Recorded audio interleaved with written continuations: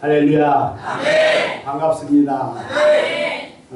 작년에 제가 보니까 3월 22일 날 오후 2시에 와서 제가 구원에 대해서 이렇게 말씀을 전한 것을 제가 기록을 해놓은 것을 봤어요. 사실 그때에 우리 목사님 저를 초청해가지고 실망을 시켜드렸을 것 같아서 마음이 좀 편하지는 않았어요.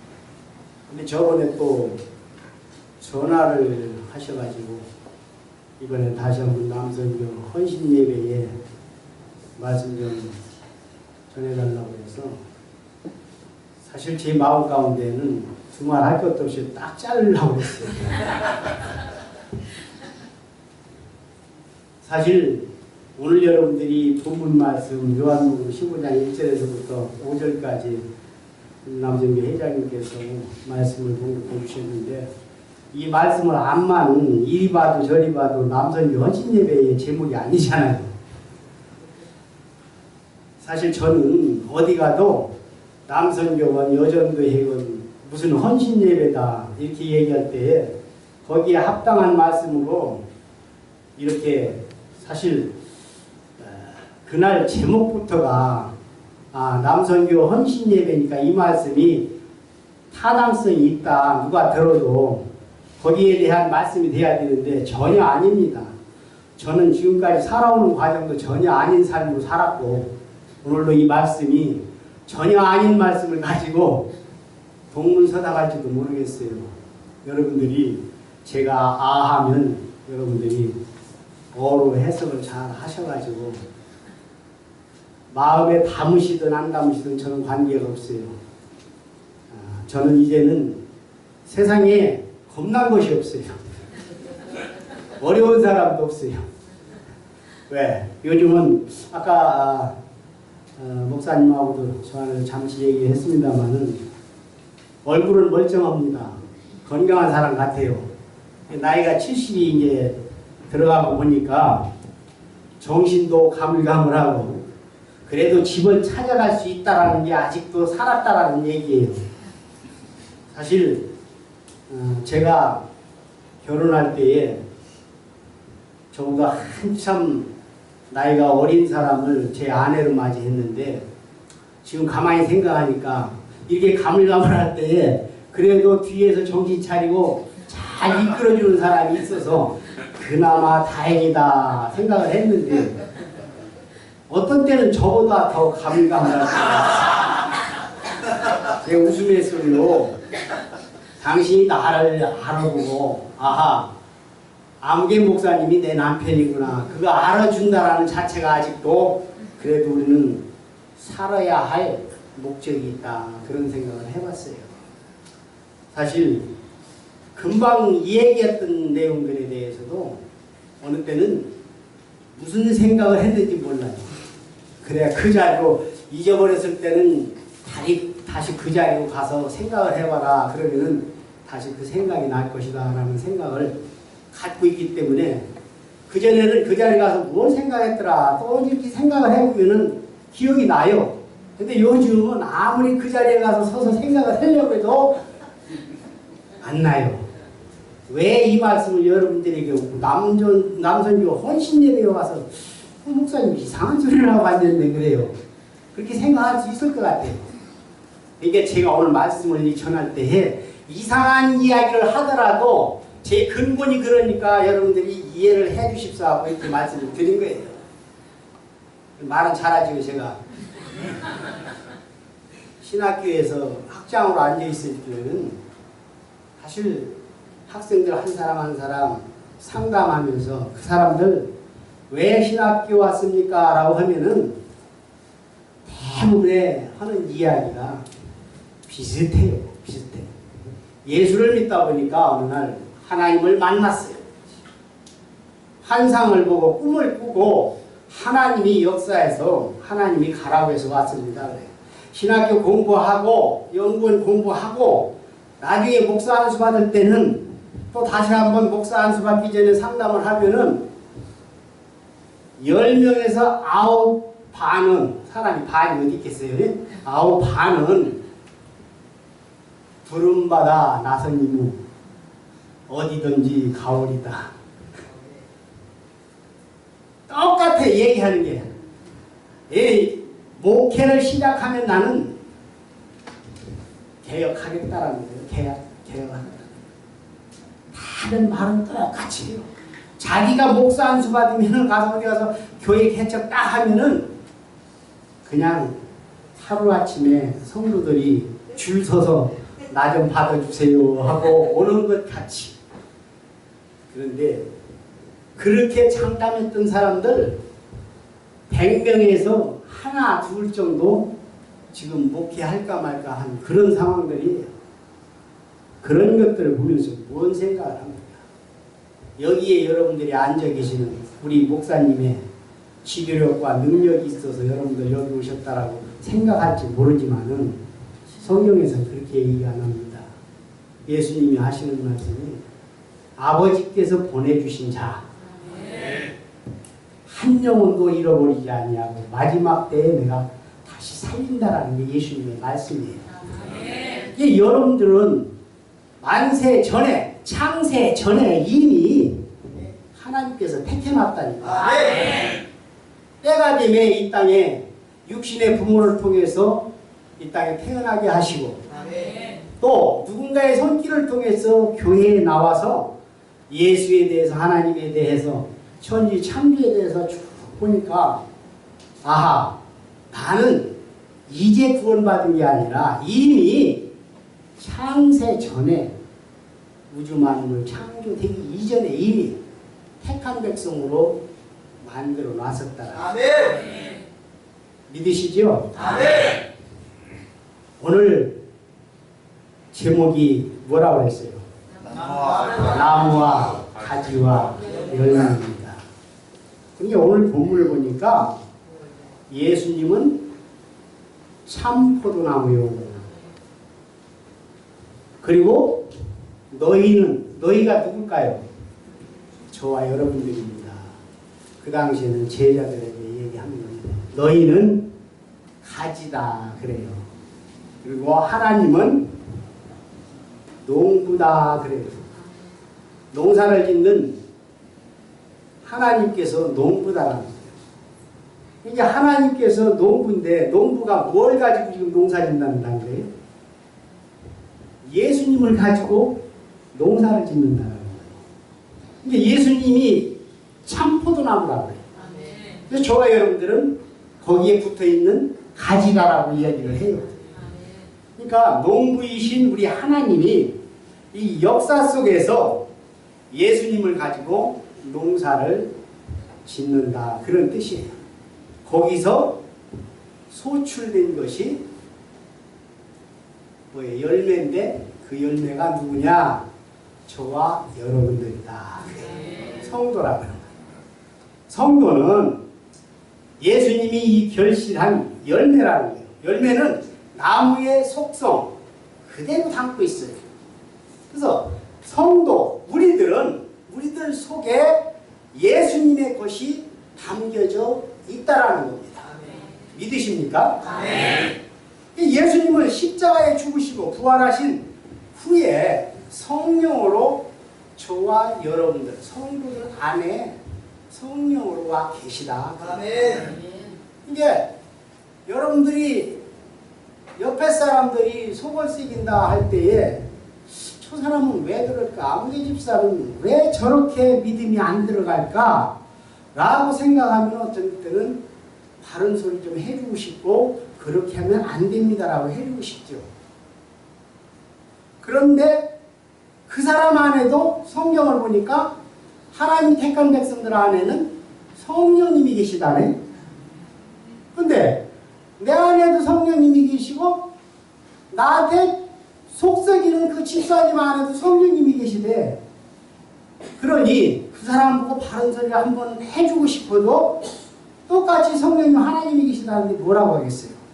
이런 관점으로 보면은 옆에 사람이 무슨 짓을 해도 하나님이 그 안에 계신데 언젠가는 때가 되면 하나님이 그 사람 만들겠지 라고 우리는 마음을 넓은 시각으로 봐야 된다. 우리 오신 예수님께서는 자기 피로 구원한 자기 백성들 속에서 아버지의 뜻을 이루기 위해서 오셨어요. 오늘 성도들 속에 예수님이 맺으시는 이 과실은 어떻게 맺으시는지 그 내용을 오늘 성경에서 이미 내용을 말씀해 놓았어요.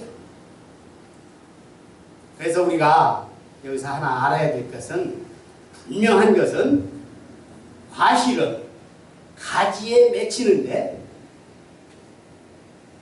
그 가지는 분명히 나무에 붙어 있다라는 거죠. 그러면은 열매를 누가 맺느냐는 거예요. 가지가 맺을까요? 나무가 맺을까요? 당연한 거죠. 이게 나무가 가지를 통해서 열매를 맺는데 저와 여러분들은 열매가 아니라 가지래. 가지는 나무에만 붙어 있으면 되는 거죠. 그러면 자동으로 열매는 나무에서 맺게 해준다 그 말입니다. 이게 우리 구원받은 하나님의 백성들의 원리를 말씀합니다. 성경 전체는 구원에 대한 이야기예요.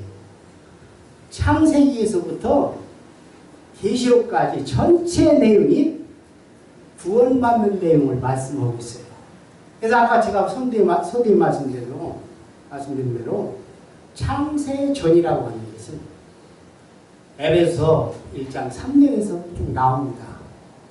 고린도전서 2장 7절에는 또 만세전이라는 말씀이 또 나와요. 창세전, 만세전에 이미 저와 여러분들을 택해 왔는데 이제 우리가 이 땅에서 해야 되는 일들이 뭐예요? 구약 전체 속에서는 뭘 얘기해요? 율법 속에서 너는 죄인이다, 그거 얘기하는 거예요. 근데 죄인이 의인 되려면 어떻게 해야 되겠어요? 전에도 말씀을 드렸는지 모르겠습니다만 구약 속의 전체 내용은 오실 메시아 예수 그리스도에 대해서 증거합니다. 그것이 요한복음 5장 39절의 말씀이에요.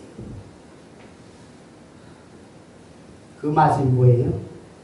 요한복음 5장 39절. 너희가 성경에서 영생을 얻는 줄 생각하고 성경을 상고하거니와 이 성경이 내게 대하여 증언하는 것이라. 성경 전체는 예수님에 대해서 이야기하시는 것이고 예수님이 구원자로 오셔서 저와 여러분들을 살리시는 그 일을 십자가에서 죽으심으로 했다는 거예요. 십자가에서 죽은 걸로 끝났어도 우리의 구원은 없어요. 죽고 부활하셨어요. 부활하신 걸로 끝나도 우리 구원 못 받아요. 하나님 앞에 예수님이 부활하셔서 승천하시고 요한복음 14장 16절에 예수님이 십자가 지기 전에 이야기합니다. 내가 가면 십자가 지고 부활하셔서 죽고 부활하셔서 하늘나라에 가면 내가 가면 다른 보혜사 성령을 너희에게 주겠다. 그 성령이 우리와 영원히 함께 하시겠다. 이 약속이 마태복음 28장 끝절에 뭐예요? 내가 세상 끝날까지 너희와 함께 있으리라. 약속하신 게 사도행전에서 오순절 다락방에서 성령이 임함으로 제자들이 성령이 임해서 성령이 우리들을 이끌어가는 거예요. 우리에게 능력을 준 게 아니에요. 성령이 우리를 통해서 능력을 행하시는 거예요. 하나님의 일을 우리들을 통해서 하시는 거예요. 그 원리만 알면은 저와 여러분들이 남선교, 여선교 우리 여기 헌신을 위해서 죽도록 충성하고 아무리 일을 많이 했다 할지라도 그것이 누가 하신 거예요?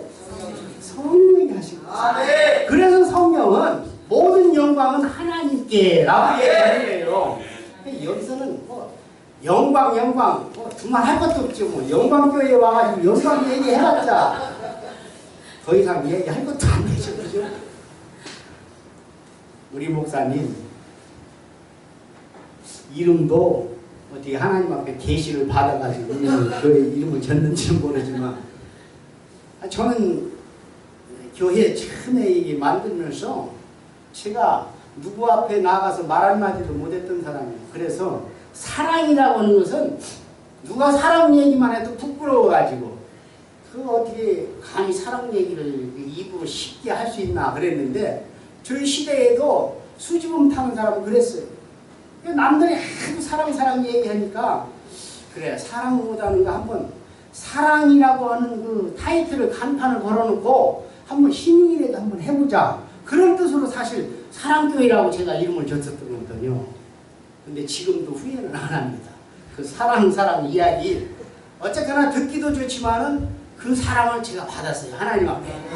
그래서 그 사랑 때문에 그 사랑이 모든 사람을 사랑하는 거 덮는 거 이런 걸로만 생각을 했었는데 요즘은 점점 이제 하나님 앞에 갈 날이 가까워져서 그런지 말씀의 은혜를 하나님이 주시는데 너무나도 감사하고 그래서 제가 아까 말씀드린 그 어디 미소운 사람도 없고 누구 눈치 볼 사람도 없다니까요. 지금 어디 가도 말 함부로 하거나 못할 말 막 그냥 그저 우리 목사님이 조금 제가 가면은 후회하실 일들이 있을지 모르지만은 저 사정 보고 보는 거 아니에요. 눈치도 안 봅니다. 그러니까 이 하나님의 말씀을 어디 가서든지 내가 받은 은혜대로 다 그냥 전합니다.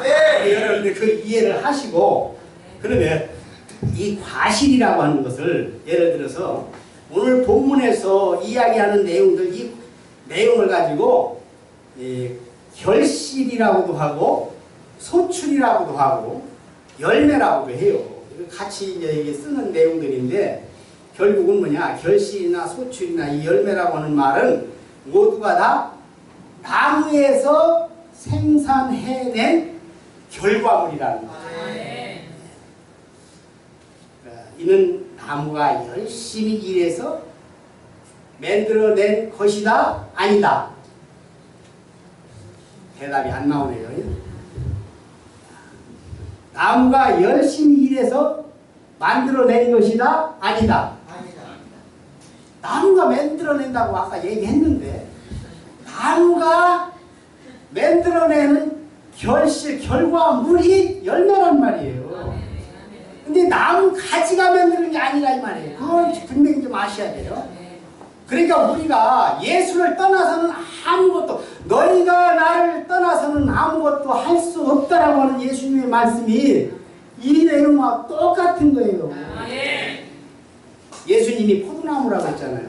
포도나무라고 우리 보고는 너희는 가지다 그랬어요. 그러면은 포도나무에 가지가 당연히 붙어 있어야 되고 거기에서 떨어져 나가면 그 열매는 맺을 수가 없다라는 것은 당연한 이치를 얘기하시는 거예요. 그래서 우리는 아무리 가지고 있으면서 가지에서 열매가 맺었으니까 이거 내가 맺은 거야 라고 할지 모르지만 아니라는 거예요. 가지에서 열매 맺는 법은 없다라는 거예요. 나무 자체에서 맺는데 나무는 열심히 일을 해서 열매를 맺었다 이 말이에요. 근데 우리가 열심히 일하는 거 봤어요? 못 봤어요? 나무가 열심히 일한다라는 걸 못 봐요. 그런데 우리는 한번 생각을 해봐요. 나무가 가만히 있어도 그냥 열매가 맺나요? 나무는 나무 나름대로 영양분을 섭취하기 위해서 눈에 안 보이지만 땅에서 영양분을 섭취해가지고 열매를 맺기 위해서 얼마나 애썼겠느냐 그 말이에요. 우리는 보이지는 않지만은 그래서 열매가 가지에서 열리지만은 가지가 열매를 맺는 것이 아니라 나무에서 열매를 맺는 것이다. 이것은 여러분들이 꼭 기억을 하셔야 되겠습니다. 그러면 사과나무에서는 뭐가 열려요? 네. 여러분들이 지금 다른 생각 아까와 지금 그러는 거예요. 콩 심은 데? 파 심은 데? 예. 이거 하나님이 창조하실 때에 이건 변할 수 없는 이 생명의 법칙입니다. 예수님은 참 포도나무라고 오늘 얘기했어요. 그래서 예수님이 나무예요. 예를 들어서 나무예요.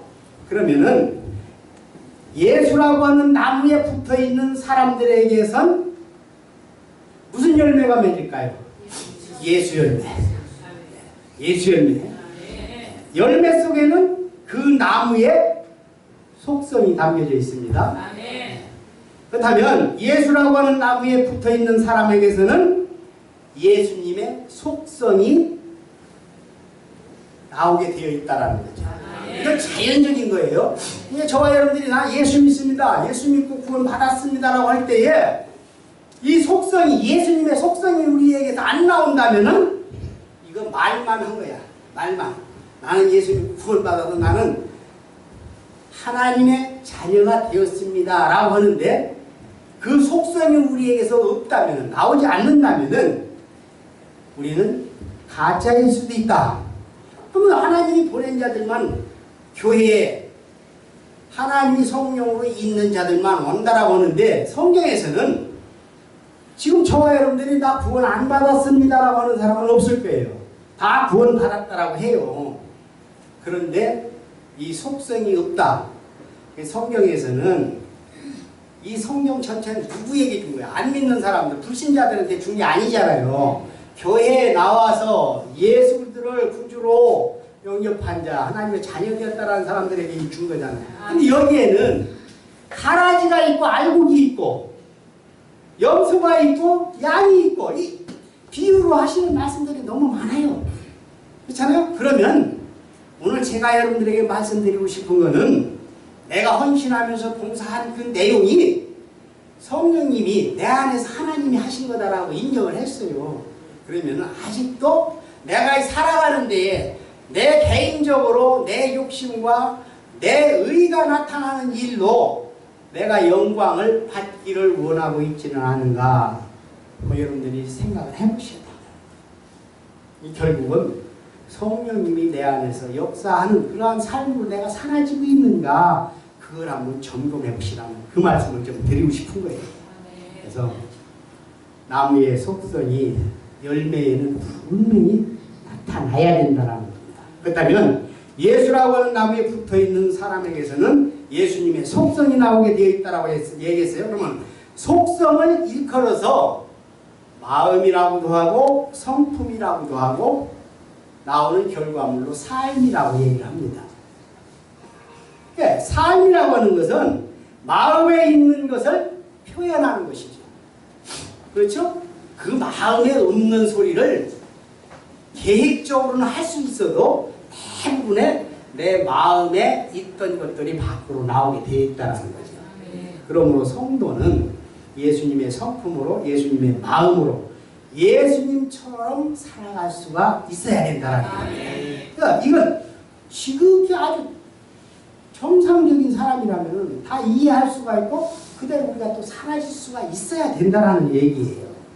근데 억지로 이것이 지금 열매를 놓고 보면 내가 열심히 일을 해서 열매를 맺는다? 아니다. 아니죠. 그죠? 그저 가지가 열매에 붙어있는 것 때문에 열매가 자동으로 열렸어요. 우리가 여기서 자칫 잘못하면은 가지가 내가 맺었다라고 하면은 여기서부터 무슨 생각이 드냐? 내가 열매 맺어서 앙제를 내가 전도해가지고 성도를 만들어 놨다라고 한다면은 여기서부터 하나님과 관계없는 생각으로 살아요. 그러니까 우리가 열심히 내가 한 것은 내 노력으로 내 힘으로 한 것이다라고 생각하고 내가 노력하는데 안 알아주면 서운한 거야. 이게 이제 인간의 의라고 하는 내 본심이 나오는 거예요. 그렇잖아요.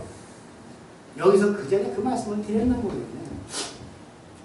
여러분 성경에 보면은 반석 위에 집이 있고 마태복음 7장에 나오죠.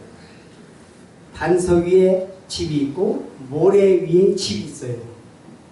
반석 위에 지은 집은 바람이 불고 창수가 나도 무너지지 않는다.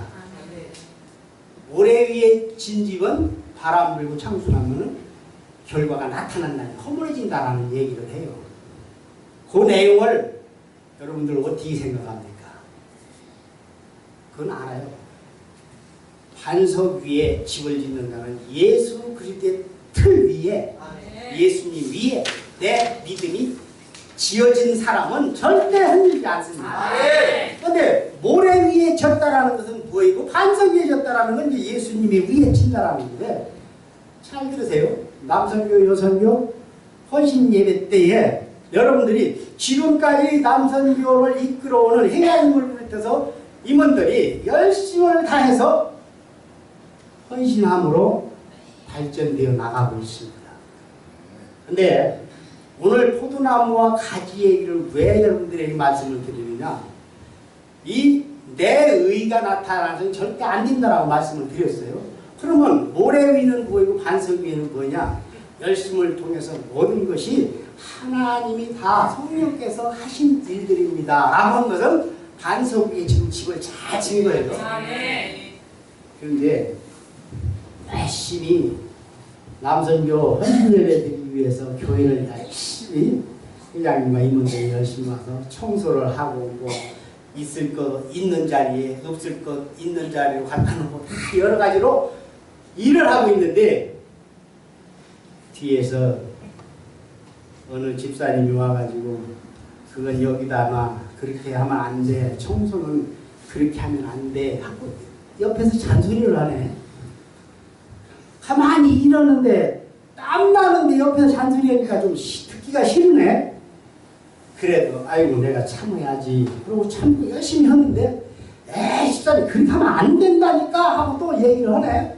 그러니까 이제 요 가만히 생각하니까, 아이 열심히 땀 흘리며 이러는데 저는 아무것도 안 하면서 요래라 저래라 하니까 기분이 조금 나빠졌어.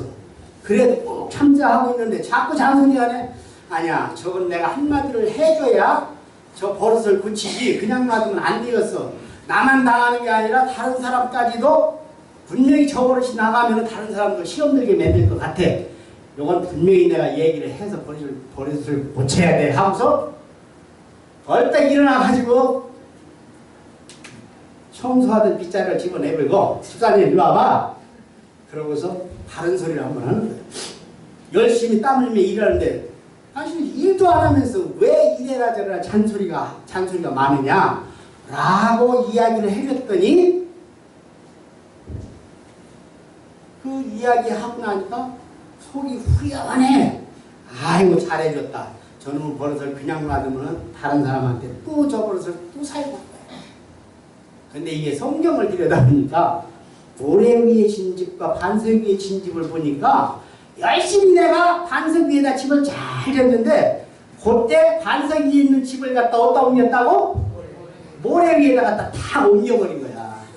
자기는 버릇 좀 고치고 다른 사람들 해를 안 받게 하기 위해서 한 건데, 요게 반석 위에 집을 다시 허물어다가 자기 스스로 모래 위에다가 짓는 거예요. 그 비밀 내용이에요. 왜? 저와 여러분들이 율법적인 신앙을 가지면 다른 사람을 평가를 하게 돼 있어요. 이제 평가는 누가 한다? 누구만 한다? 하나님만 해요. 사람이 육신의 눈으로 저 사람 믿음을 평가하기 시작하면은 한도 없어. 그 사람이 나보다 믿음이 좋다라고 생각하면 그 사람 평가하지도 않아. 그런데 나만 조금 나보다 못할 때에 평가를 하고 그러면 안 돼, 저러면 돼, 얘기가 나오게 돼 있는 거예요. 이것이 율법적인 신앙입니다.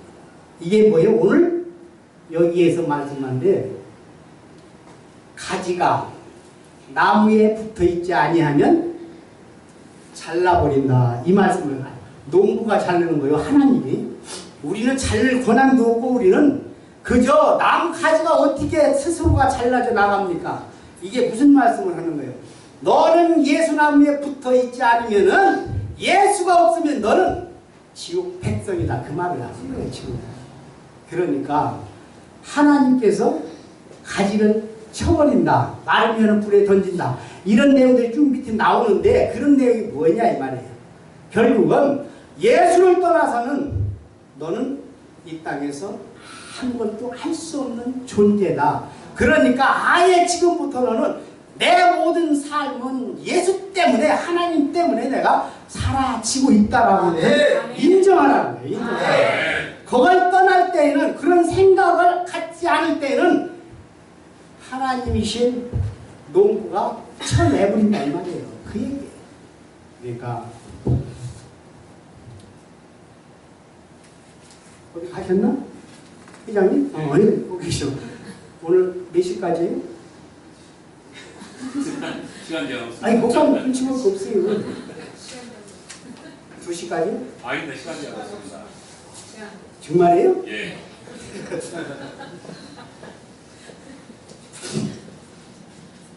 저는 이 다른 데 가면은 제가 다른 데 하니까 많이 다니는 데도 없어요. 한 2군데 다니고 저희 사랑교회에서 한 달에 한 번 설교를 해요. 근데 저희들은 할머니, 할아버지들 있는 데만 제가 찾아갑니다. 거기 가면은 예배 인도하는 분이 목사님이 와서 또 해주셔. 그래가지고 뭐 신앙 고백까지 다 하고 찬송 다 끝나고 딱 들어가면은 11시 땡 하면서 제가 올라서서 마지막 그냥 바로 전합니다.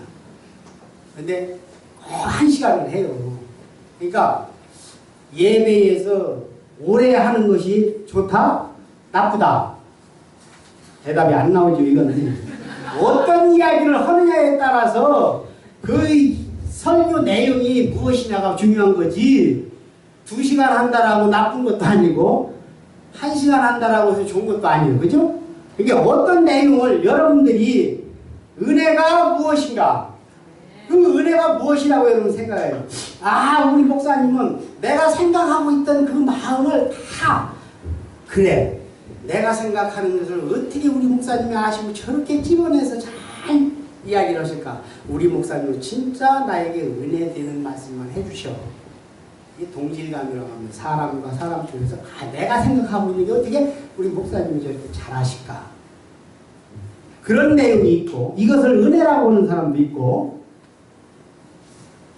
나하고 전혀 관계없는 이야기를 하는데 그 말씀이 성경의 말씀으로 비추어지면서 그 말씀이 성경의 옳은 말씀으로 내가 받아들인다면 그게 또 은혜가 되는 거예요. 그러니까 나와 관계없는 이야기가 될 때는 은혜가 된다라고 하는 사람이 없죠.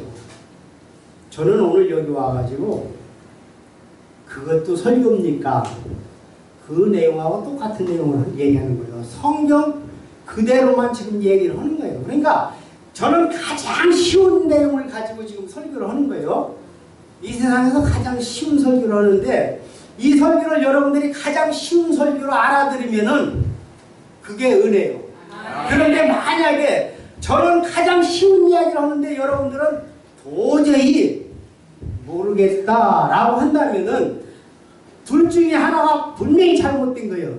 여기서 말씀 전하는 목사가 잘못됐든지 여러분들이 지금 잘못 받아들이고 못 알아듣고 못 받아들이든지 둘 중에 하나예요. 분명히 둘 중에 하나인데 중간은 없어요.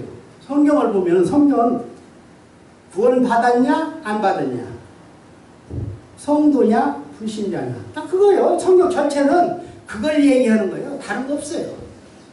구원 받은 것은 누구 때문에? 예수님 때문에. 아까 제가 첫 만세전 창세전 얘기했잖아요. 이미 택한 백성들은 우리가 구원 안 받고 싶어도 꼼짝없이 끌려갈 수밖에 없는 것이에요. 아무리 사정을 해도 하나님 택한 백성 아니면 안 돼. 다른 거 없어요. 그렇다면은 다 이미 구원받은 백성들 앞에서 오늘 이야기할 수 있는 내용이 뭐가 있어요? 우리 하나님께서 이런 계획 속에서 나를 구원해 주셔서 내가 또 할 수 있는 게 뭐가 있어요? 결론은 따지고 보면은 지금까지 여러분들과 제가 살아온 것이 예수 앞에서 와서 딱 보니까 뭐요? 내가 산 것이 아니라 하나님 섭리 안에서 모든 게 이루어졌어요. 아멘. 내가 내 계획과 방법대로 된 것은 한 개도 없어요. 아멘. 전번에 제가 사랑교회에서 한번 이 말씀을 드려봤어요. 예수 믿고 진짜 나 사랑교회에 와서 내가 계획하고 목적한 거 나는 진짜 다 받았습니다라는 손 들으라고 했더니 세 사람이 손을 번쩍 들더라고. 그래서 제가 뭐라고 했겠어요? 아, 부럽습니다. 그랬겠어요? 그렇게 됐다면 그 사람은 예수와 상관없는 거예요. 내 목표 다 이뤘다면 그 사람은 예수 믿어서 자기는 그런 복을 받았다라고 할지 모르지만 예수 믿는 증거는 그걸로 나오는 게 아니에요. 예수님의 삶을 뒤따라가는 게 뭐예요?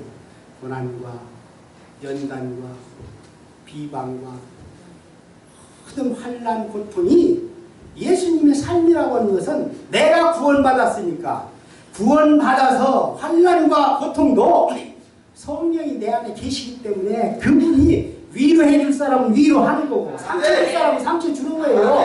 결국은 뭐예요? 상처받고 나중에 성령께서 하신 일이다라고 했을 때는 내 계획과 방법은 하나님의 계획 방법을 따라갈 수가 없어요. 아무리 나는 고난받고 연단받아서 일 진짜 못 가겠다라 할지라도 그 길은 옳은 길이었고 내가 하나님 나라 가는 데에 하자가 없는 길이었다라. 그걸 알 때에 어떠한 일거리 앞에서도 나는 담대하게 하나님의 뜻임을 고백하며 따라갈 수 있다. 그것을 좀 이야기하는 거예요. 사실 예수님께서 십자가 지기 전에 이런 말씀을 했어요. 요한복음 12장 24절에 내가 진실로 진실로 너희에게 이르노니 하나님 일이 땅에 떨어져 죽지 아니하면 하나 그대로 있고 죽으면 많은 열매를 맺느니라. 이런 말씀을 이 말씀을 보면은 뭐예요? 예수님이 오신 목적에 대해서 얘기하는 거잖아요. 내가 하나의 미랄로 이 땅에 와서 내가 죽음으로 죽고 십자가를 지고 죽고 부활하시고 결국은 예수 그리스도를 통해서 많은 영혼들이 살아난다라는 거죠. 그 이야기를 하는 거예요. 지금 예수님이. 그래서 하나의 미랄로 썩으면 많은 열매를 맺을 것이다 라고 얘기를 해요. 근데 이런 말씀을 또 어떻게 우리는 또 받아들이냐면 우리도 하나의 미랄이 되어서 썩자. 그래서 다른 사람들 좀 살리자. 이렇게 얘기를 해요.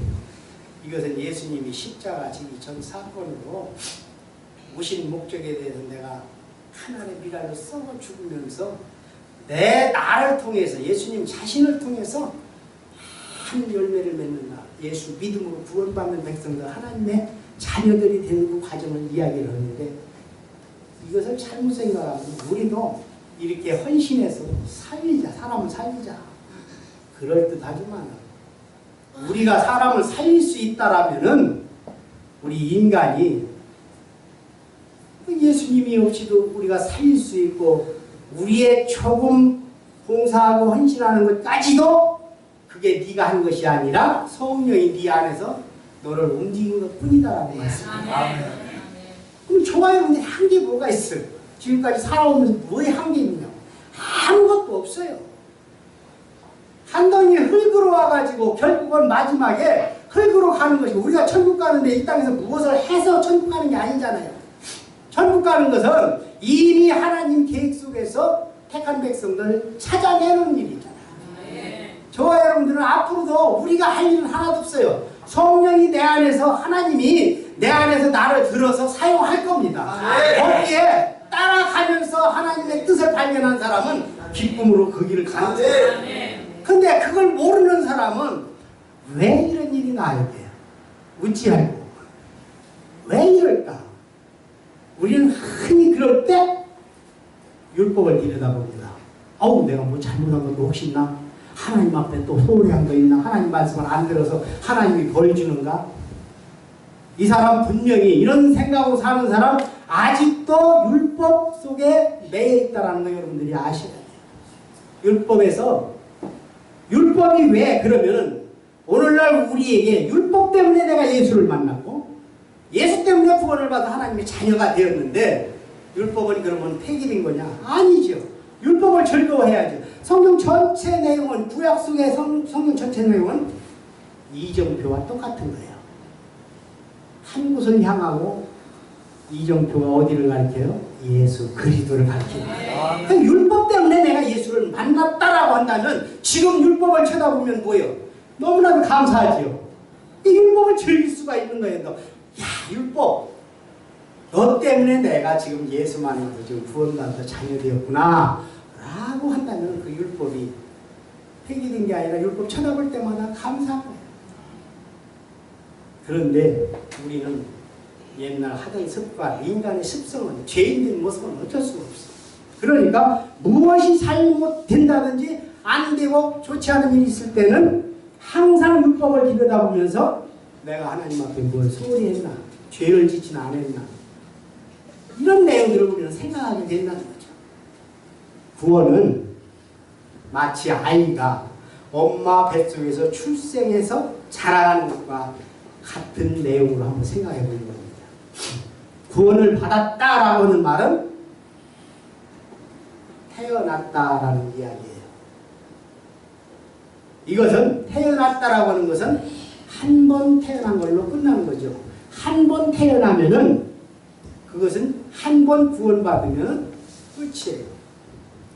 구원이 내가 뭐 잘못해서 중간에 탈락된다 라고 하는 생각은 여러분들 머릿속에서 싹 지워버려요. 우리 하나님은 너 내 자녀다 만들었으면은 끝까지 자녀예요. 그 중간에 탈락되는 게 없어요. 그래서 이 한 번 구원받은 것은 예를 들어서 지금 말씀드린 거예요. 아이가 어머니 뱃속에서 이 땅에 태어나는 것이다. 그래서 한 번 구원받은 것은 영원한 것이다. 왜냐하면 구원은 우리 조건으로 주어진 것이 아니기 때문에, 우리의 조건 때문에 우리를 구원해 준 게 아니라는 거예요. 우리의 조건으로 주어진 것이 아니기 때문에 우리의 행실로 인해서 구원이 중간에 살려나가지는 않습니다. 그래서 행위로 구원받는 것이 아니다라고 하는 말씀이 그래서 나옵니다. 에베소 2장 8절 말씀이 그래서 구원이라는 것은 하나님의 은혜로 주어진 것이다라고 말씀을 합니다. 은혜라고 하는 건 값이 없어요. 근데 우리는 항상 나를 이렇게 하나님이신 예수 그분이 나의 죄값을 치기 위해서 십자를 지고 돌아가셨습니다. 그 은혜 때문에 내가 구원받았으니까 이제는 내가 그 은혜에 보답하기 위해서 내가 희생하고 헌신해야 되지 않느냐라고 하는 생각을 우리는 다 갖고 있어요. 그렇게 생각하면 뭐예요? 이제는 내가 무엇인가를 해서 보답하겠다라고 하면 내 의가 나오는 거예요. 결국은 내 의가 나오는 거예요. 그러니까 그것을 뭐예요? 누가 하는 거냐? 성령이 하신다 이 말이에요. 성령이. 이 하나님이 우리들에게 능력 준 게 없어요. 어느 이 세상에 어느 누구도 하나님이 능력을 우리에게 준 게 아니라 능력을 그것이 그 사람이 예를 들어서 나타낸다면은 성령이 그 사람을 사용해서 지금 능력을 사용하는 것 뿐이지 사람에게 능력 주는 것이 없다라는 얘기예요. 아멘. 그러니까 이런 말씀의 원리를 우리가 잘 알면은 절대 잘못된 말에 휘둘리지 않습니다. 하나님이 끝까지 구원에 대해서는 책임져 주시고 우리의 살아있음을 이끌어가는 방법도 성령이 해 나가신다. 그것을 명심하시길 바랍니다. 그러면 구원은 하나님의 은혜인데 엄마 뱃속에서 태어난 이 아이는 이제부터 부모의 보호 아래에서 자라야 합니다. 어떻게 자라합니까? 엄마가 주는 양식으로, 엄마가 가르치는 교훈으로 자라게 됩니다. 예, 부모가 우리를 양육해 왔듯이 그렇게 우리 하나님이 저와 여러분들을 택한 백성 자녀들을 그렇게 양육해 가신다 그 말이에요. 그러면은 밖에서 우리 하나님이 우리를 보호하신다. 성경은 그걸 얘기하지 않습니다. 하나님이 우리를 그런 식으로 밖에서 보호하는 게 아니라 우리가 찾을 때에 오셨다가 우리가 안 찾으면 나가시고 그 자리에 비었으니까 다른 나쁜 사람이 들어오고 하나님이 또 이제 나 들어왔다 하면은 그 나쁜 것이 나가고 그러는 것이 아니다라는 거 아셔야 돼요. 어린아이들이 오락 게임을 한다 컴퓨터를 한다 할 때에 부모가 늘 잔소리 하니까 아 우리 엄마 우리 아빠 어디 좀 갈 데도 없나? 하루 이틀 내가 어디 갔다 오겠다 부모가 그 말에 따르면 야 신난다 이제 내 대상이다 하고 그러면 아이들이 부모가 떠나면은 그러면 하나님이 우리 마음에서 떠나면 아이들이 나쁜 짓 하는 시간이 왔다 그래서 뭐 귀신이 들어와가지고 하듯이 그러는 것이 아니잖아요. 하나님의 세계는. 그러니까 우리 하나님께서 우리를 양육해가는 그 방법이 우리가 어린아이 자녀 낳아서 키우는 거나 별다를 게 없잖아요. 구원은 우리가 이루는 것이 아니고 주님께서 이루어 주시는 것이다. 우린 주님께서 이끄는 대로 끌려갈 뿐이다. 오지요. 주께서 시작하셨으니까 주님께서 끝까지 책임져 주신다. 이것이 하나님의 방법이라는 얘기예요. 예, 사도 바울은 그래서 성도의 자라가는 과정을 고린도전서 13장 11절에 이런 말씀을 합니다. 내가 어렸을 때에는 말하는 것이 어린아이와 같고 깨닫는 것이 어린아이와 같고 생각하는 것이 어린아이와 같다가 장성한 사람이 되어서는 어린아이의 일을 버렸노라.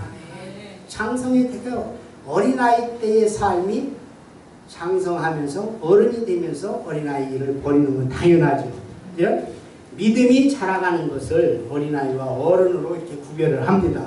하나님의 일하심과 그 은혜를 아는 차이성을 두고 어린아이와 어른으로 이렇게 말씀을 하는 내용입니다. 이는 하나님의 은혜가 좀 더 많이, 좀 더 깊이, 좀 더 넓게, 좀 더 길게, 좀 더 높게 알아가라는 그런 뜻입니다. 그러면서 어떤 일을 할 때가 있고 또 버릴 때가 있다라고 해요. 그럼 어린아이 때는 어른이 되면서 버리는 거죠. 당연한 거죠. 그러면 어린아이 때는 부모가 시키는 대로 우리는 살아갈 수밖에 없죠. 왜? 어린아이가 부모님한테 반항한다고 힘이 있으니까 뭘로 부모를 배격하겠어요. 그러니까 어린아이가 계속 자라가지 않는 사람을 정상이라고 볼 수가 없지요. 그래서 이 내용을 보면은 어린아이가 어른이 된다는 것은 행함이 타율에서 자율로 바뀌는 것입니다. 이해가 가시나 모르겠어요. 그래서 이 타율이라고 하는 것은 법이고 강제성이 있다라는 거죠. 왜? 내 의도대로 안 되니까 어린아이 때는 부모의 말을 들어야 되니까 강제성이 있는 거예요. 분명히. 이것을 율법이라고 합니다. 근데 자율이라고 하는 것은 뭐예요? 은혜이고 자발적이에요. 어린아이 때는 부모에 의해서 강제적이다가 어른이 되어가면서 자발적으로 살아가게 된다. 그런 뜻입니다. 율법과 은혜에 대해서 너무나도 잘 아실 거예요. 법으로 산다는 것은 의무적이고 다른 사람에 의해서 간섭을 받는다는 뜻입니다. 그러나 은혜로 산다는 것은 구원하심이 너무나도 감사해서 자기 스스로 알아서 살아가게 된다. 이것조차도 좀 어폐가 있어요. 자기 스스로 사는 게 아니라 성령의 인도함을 받는다는 게 아마 정확한 대답일 것입니다. 이것을 성령의 인도함을 받는 것이다 라고 말씀을 하고 있습니다. 예수님께서 오셔서 죄 아래에서 건져주시고 율법 아래에서 꺼내주셨어요. 이걸 아담 안에서 예수 안으로 옮겨주셨다라고 말씀을 하는 겁니다. 예수라고 하는 나무에 접붙여 주신 거예요. 예수가 내 주인이 된 것입니다. 예수님의 것을 공급해 주십니다. 예수가 내 주인이 된 거예요. 예수님의 것을 공급해 줄 수밖에 없어요. 왜? 하나님의 자녀들은 하나님의 것이기 때문에 공급해 주실 수밖에 없어요. 이때 예수 열매가 자동적으로 맺히게 된다는 것입니다. 오늘 말씀 맺추려고 합니다. 내 안에 성령께서 지금도 일하고 계심을 여러분들 스스로 한번 점검해 보십시오. 아까 반석 위의 집, 모래 위의 집을 예를 들어서 말씀을 드렸습니다. 마태복음에 보면 7장에 주여 주여 하는 자마다 다 천국에 갈 것이 아니요 다만 하늘에 계신 내 아버지의 뜻대로 행하는 자라야 갈 것이다. 이것이 결과물이 뭐냐면 반석 위의 집과 모래 위의 집으로 끝나는 내용이에요. 예수님 앞에 우리가 바리새인들 책망 듣는 내용을 보면서 야, 그 사람들 예수님을 몰라보고 결국은 그들의 손에 의해서 십자가에 못 박는 그런 내용을 우리는 성경을 통해서 봅니다. 예수님이 예루살렘 성전을 올라갈 때 마지막 공연을 할 때 많은 군중들이 어떻게 했을까? 호산나 다윗의 자손이요. 길거리에 자기 옷을 벗어 깔면서 그들이 바라고 소원했던 게 뭘까요? 왕으로 오시는 메시아. 이분이 왕권만 딱 잡으면 우리들이 원하는 거 다 들어주실 것이다. 목표는 그거였었어요. 세상적인 우리 육신의 생각과 방법의 목표를 이루어주실 분이다라고 했는데 결국은 뭐예요? 허무하게 십자가에 달릴 때 죽여라 죽여라 한 게 뭐예요? 환영했던 그는 똑같아요. 오늘 우리가 그 모습을 보지만 저와 여러분들도 똑같은 마음으로 오늘 예수를 믿지 않는가 생각해보자. 예수는 나의 구원자. 그 이름을 빌려서 내가 원하는 것을 구할 때에 주시는 예수를 원하고 있지 않습니까? 우리 하나님의 뜻과 예수님이 십자가에 달려 돌아가신 그 목적을 아직도 모르고 예수 믿으면 구원받는데 그 예수 이름으로 구하는 것은 주신데 라고 한다면 우리가 무엇을 구하고 무슨 목표로 예수 이름을 부를까요? 깊이 있게 우리 한번 생각해 봐야 될 것입니다. 그저 나에게 필요한 그것을 내놓으라고 달라고 조르면서 예수 이름 불렀던 우리들의 모습이 혹시 아닌가 생각해 볼 때 그저 가지로서 나는 나무에만 붙어있는 존재라는 것을 잊어버리고 내가 무엇인가를 해서 열매를 맺었다라고 내세우려고 하는 나의 의, 육신의 자아의 그것을 내놓으려고 하는 우리의 모습이 혹시나 있지 않을까 다시 한번 생각하시면서 남선교 여전도회 회원들 모두가 다 하나님 앞에 우리의 의가 드러나지 아니하고 모든 것은 성령이 내 안에서 하시는 사도 바울의 고백과 같이 나는 십자가 외에 다른 것을 아무것도 증거하지 않겠다라고 십자가의 도가 멸망하는 자들에게는 미련하게 보이는 것이고 구원을 얻은 우리에게는 하나님의 능력이라고 했습니다. 저와 여러분들이 과연 오늘 남선교 헌신 예배를 통해서 내가 앞으로 남선교를 위해서 무엇을 어떻게 할 것인가를 생각하지 마시고 내 안에 계신 성령의 인도함이 나를 영광교회로 보내주셨으면 영광교회 남선교회를 위해서 무엇을 가지고 헌신할 것인가라는 것을 하나님 앞에 묻는 여러분들 되시길 바랍니다. 그래서 내가 한 일이 아니라 하나님이 말씀해 주시고 하나님이 이루어 가시는 나는 하나님이 주신 힘으로 공급자로서 내가 있음을 고백할 때 서울 영광교회는 세세토록 하나님이 영광 받으시는 귀한 교회가 될 줄로 믿습니다. 나의 봉사, 헌신, 사랑이 성령으로부터 나오는 열매라는 것을 인정하시고 모든 영광 하나님께 기도하겠습니다.